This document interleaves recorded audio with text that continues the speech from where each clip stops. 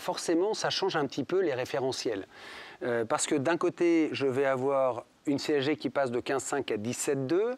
Donc on le voit bien sur les revenus immobiliers. Si les revenus immobiliers ne sont pas soumis à la flat tax, comme c'est possible, à ce moment-là, ma fiscalité immobilière devient encore plus lourde. Et comme j'ai maintenu également un impôt sur la fortune immobilière, forcément, on voit que l'immobilier va être alourdi, donc peut-être un peu pénalisé. Je tempère tout de suite mon propos en disant que l'immobilier est pénalisé, mais peut-être que l'immobilier détenu dans des sociétés à l'IS va lui présenter à nouveau des intérêts, parce que dans la limite de 38 120 €, j'ai une fiscalité à 15%, au-delà, j'aurai une fiscalité qui sera à 25%, et en cas de distribution, sur mon distribuable, mes dividendes seraient taxables donc à 30%.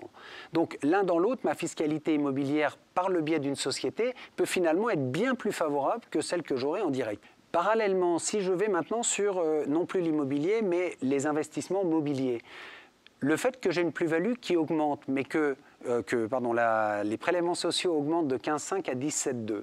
Mais dès lors que je suis dans la flat tax qui, elle, est plafonnée à 30, fondamentalement, j'ai plutôt un gain en termes de fiscalité. Juste une petite illustration. Supposons donc que j'ai investi 100 000 €, j'espère faire une plus-value à échéance de 12-18 mois. Je fais une plus-value effectivement et j'ai gagné 20 000 €, donc mes 100 000 deviennent 120 000 €. Dans le régime actuel, mes 20 000 € sont taxables à un taux proche de 60%. C'est-à-dire que mes 20 000 €, il y a 12 000 € pour l'État, 8 000 € pour moi.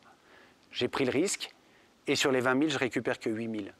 Avec la flat tax, sur les 20 000 € de gain, eh bien, ma flat tax, c'est 30%.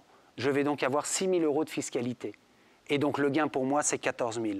Donc, on voit sur du placement à risque court terme, eh bien, là, j'ai plutôt intérêt à aller vers ce schéma-là, parce que la flat tax va m'être favorable.